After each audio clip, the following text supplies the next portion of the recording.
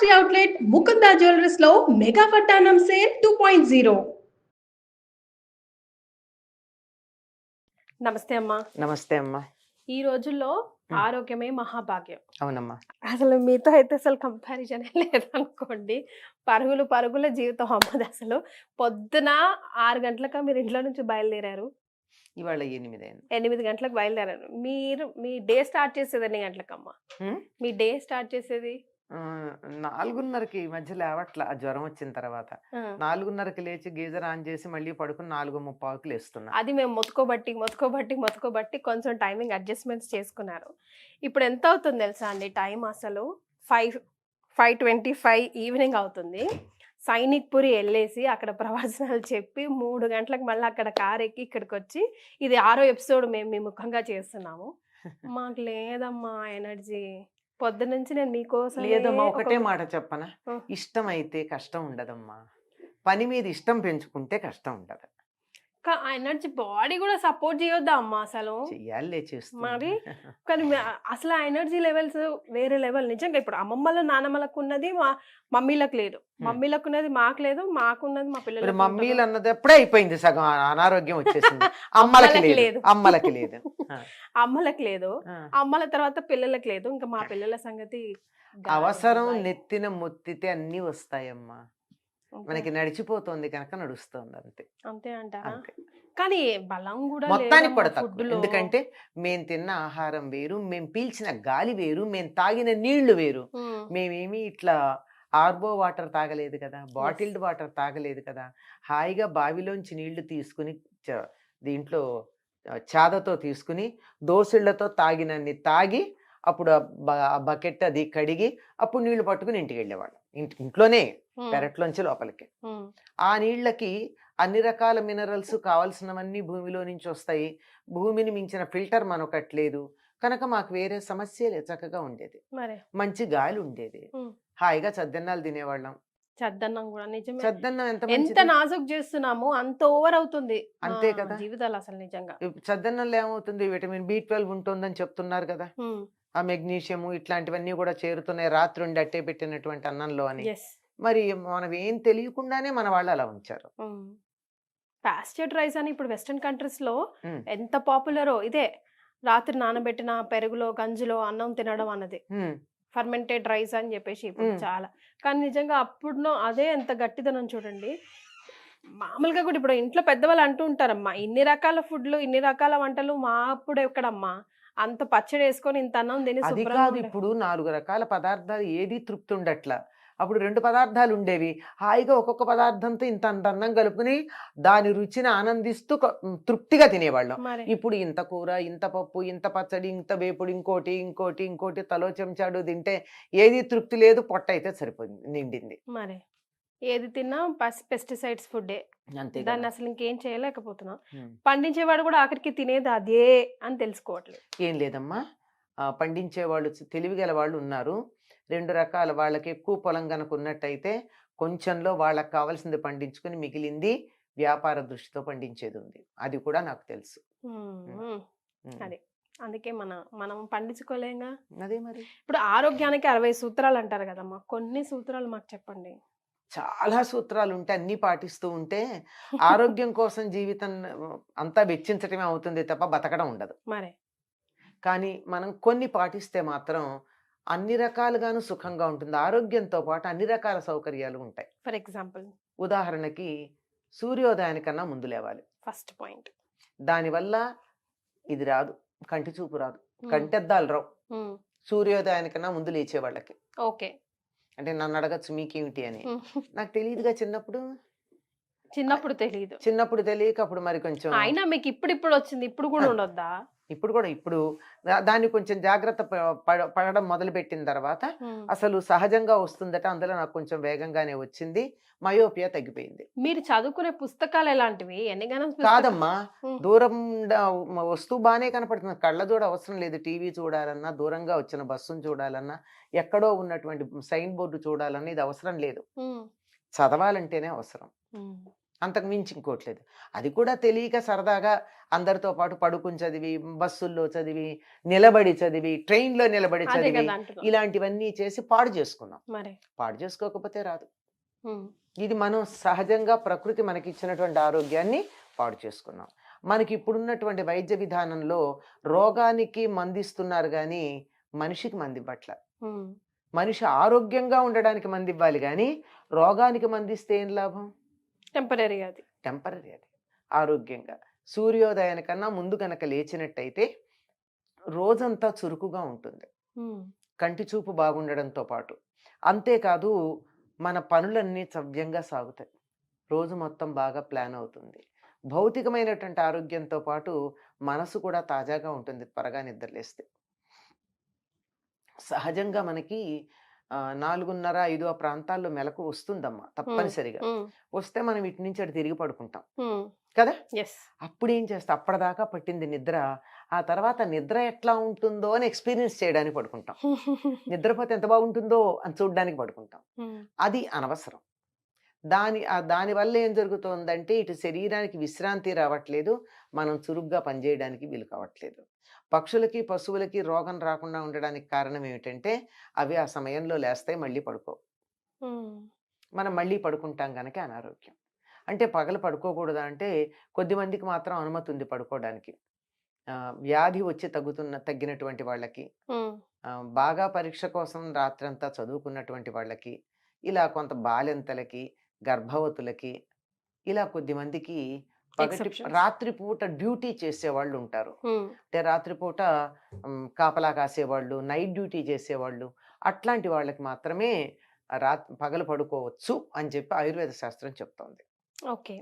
కనుక so first point సూర్యోదయం ముందే లేవాలి ఇంకా. లేవాలి. No లేస్తే other option. శరీరం, మనసు అన్నీ బాగుంటాయి. ఉమ్, ఇంద్రియాలన్నీ చక్కగా పనిచేస్తాయి. అమ్మా. తర్వాత ఉదయం పూట కడుపు నిండా భోంచెయ్యాలి. ఉమ్, ఎంత త్వరగా వీలైతే అంత త్వరగా. ఓకే. కానీ మేము బ్రేక్ఫాస్ట్ స్కిప్ చేసేస్తున్నాం లంచ్ కోసం.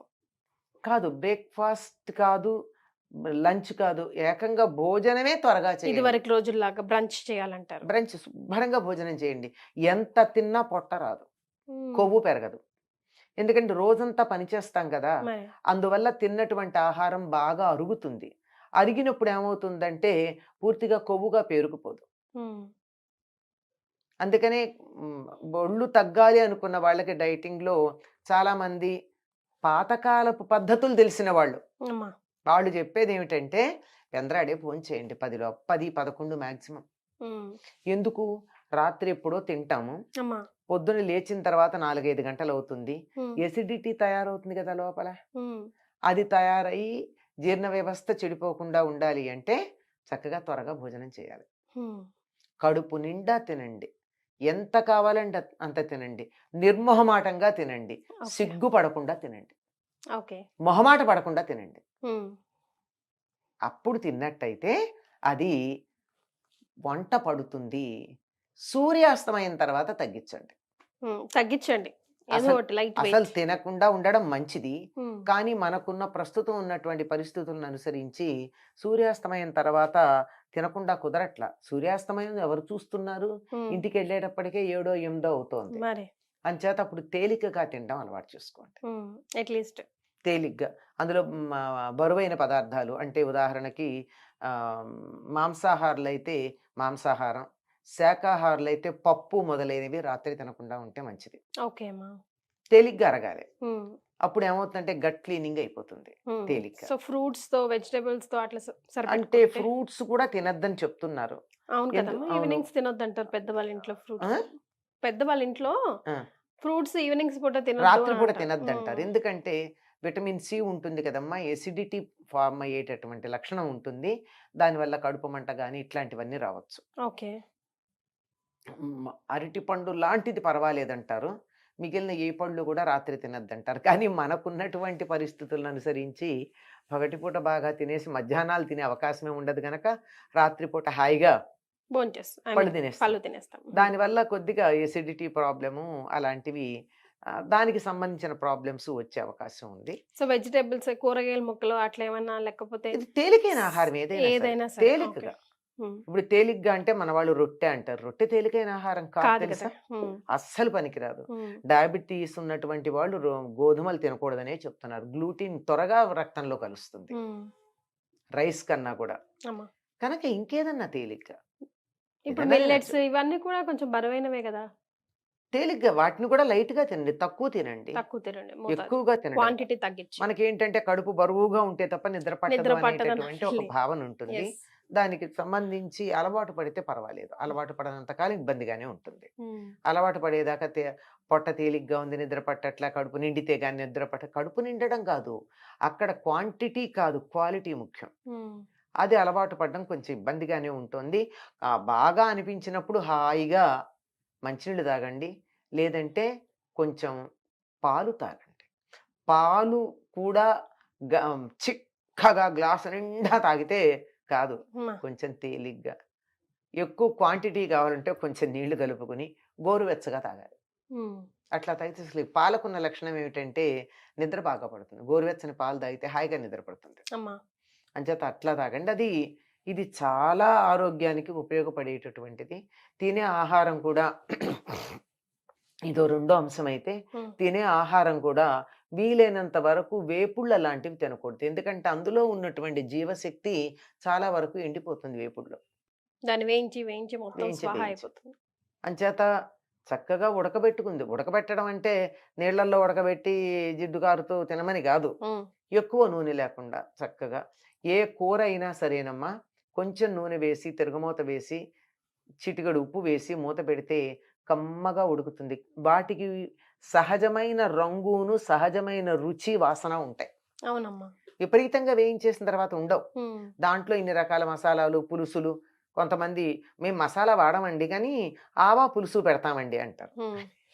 ఏదైతే ఏమి అక్కడికే వచ్చారు. అక్కడికి మసాలా వెరైటీ మారిందంతే.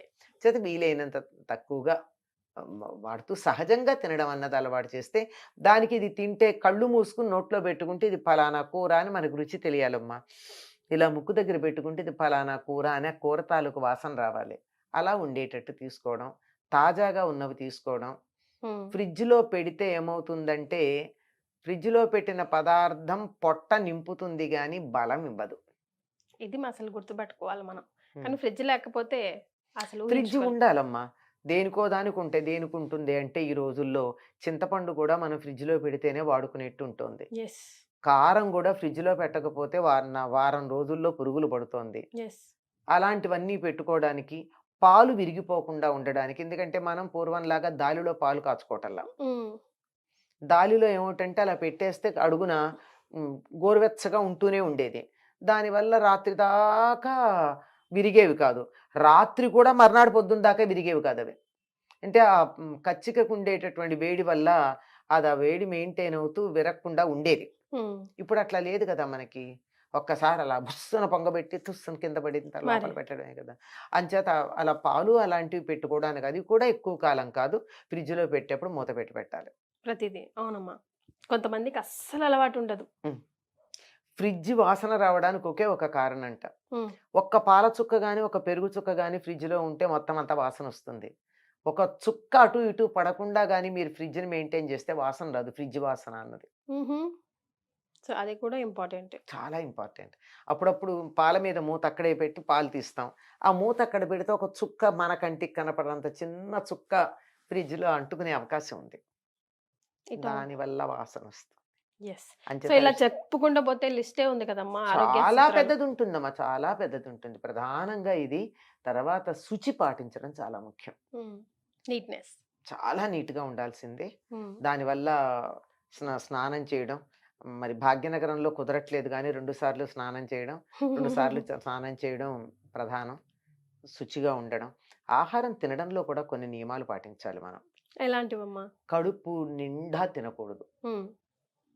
అంత వాటర్ పట్టే స్పేస్ సగం కడుపు నిండేదాకా తినాలి. మిగిలిన పావు నీళ్ళకు వదలాలి, ఇంకొక పావు గాలి వదలాలి. అప్పుడు బాగా అరుగుతుంది. ఉన్న ఇంత సంచిలో మనం ఎంత నింపుతాం అసలు? ఉన్న ఇంత సంచిలో పొట్టలో అన్ని అందులోనే మొత్తం నింపేస్తా ఉంటాం. ఇంత ఇంత అంత అంత తిని. బట్ మళ్ళీ దాన్ని తర్వాత ఒకసారి తిన్నాక ఇంకోసారి తినే మధ్య చిరుతిళ్ళు తినకూడదు. ఉమ్. అది చేపలు తినకుండా ఎలా ఉంటాం? నువ్వు చాక్లెట్ ఇచ్చావనుకో, నోట్లో వేసుకోకుండా ఉండలేను కదా! నువ్వు సున్నుండి ఇచ్చావనుకో, నాకు దాని అన్నం మీద లేకపోయినా పర్వాలేదు కానీ చిరుతిండి లేకపోతే ఉండలేనమ్మా. ఆ చ ఆ సున్నుండి ఇచ్చావనుకో, అది తినేదాకా గిలగిసలాడుతూ ఉంటుంది ప్రాణం. కానీ కొంతమంది చూడండి, ఇస్తే అట్టే పెట్టుకొని మళ్ళీ వాళ్ళు తినే సమయానికి, వాళ్ళు భోజనం చేసే సమయానికి తింటారు. వాళ్ళ ఆరోగ్యం బావుంటుంది. అవును. ఇట్లాంటివి కొన్ని పాటించాలమ్మా. ఇవన్నీ పూర్వం పెద్దలు మనకి చెప్పినటువంటివే. పడుకునేటప్పుడు గూడా కాళ్ళు, చేతులు కడుక్కొని, ఉమ్. భోజనం చేసినటువంటిది కనీసం 2 గంటలు. ఉమ్. పూర్వం 3 గంటలు చెప్పేవారు. కనీసం 2 గంటల వ్యవధానం ఉండండి సాలిడ్ ఫుడ్ తిన్నాక. ఉమ్. కాళ్ళు, చేతులు కడుక్కొని గ్లాసుడు మంచినీళ్ళు తాగి, పడతావా? హాయిగా ఉన్న మంచం మీద పడుకోవాలి. మంచానికి కూడా లెక్కలు చెప్పారు. ఉమ్. పడుకునే గది ఎలా ఉండాలో కూడా చెప్పారు మన పెద్దలు. ఉమ్. సన్నని వెలుగుండాలి. గాలి ధారాళంగా వస్తూ ఉండాలి. పక్క మరీ ఎత్తుగా ఉండకూడదు. మంచం మరీ గట్టిగా ఉండకూడదు, కిందకు కిందకి ఉండకూడదు. ఉండకూడదు. కిందకు ఉండకూడదు. అమ్మా. మెత్తగా ఉండాలి. చల్లగా ఉండాలి, వేడిగా ఉండాలి. అంటే అతి చల్లగా ఉండకూడదు, అతి వేడి కలిగించకూడదు. ఉమ్. తెల్లగా, శుచిగా ఉండాలి. వీలైతే పరిమళ ద్రవ్యాలు ఉండాలి. పరిమళ ద్రవ్యాలన్నీ మనం అన్ని రకరకాల ఏది చూసినా కెమికలే గనక మనం వాడలేము. ఉమ్. ఏదో ఒక పువ్వు అక్కడ ఉన్నా చాలు. Yes. మల్లెపూలు వచ్చే సీజన్ గానీ, సన్నజాజులు వచ్చే సీజన్ గానీ, ఒక సన్నజాజి గానీ, మల్లెపువ్వు గానీ అక్కడున్న దేవుడి ఫోటో దగ్గర పెట్టి పడుకుంటే గుమగుమలాడుతూ ఉంటుంది. Yes. నిజమే అమ్మా అది. ఉమ్. మనం ఒక ఎపిసోడ్ చేద్దామమ్మా అసలు మీ బెడ్రూమ్ ఎలా పెట్టుకోవాలి um. To have a peaceful night అన్నది. తప్పనిసరిగా. చాలా సంతోషం అమ్మా, ధన్యవాదాలు. నమస్తే.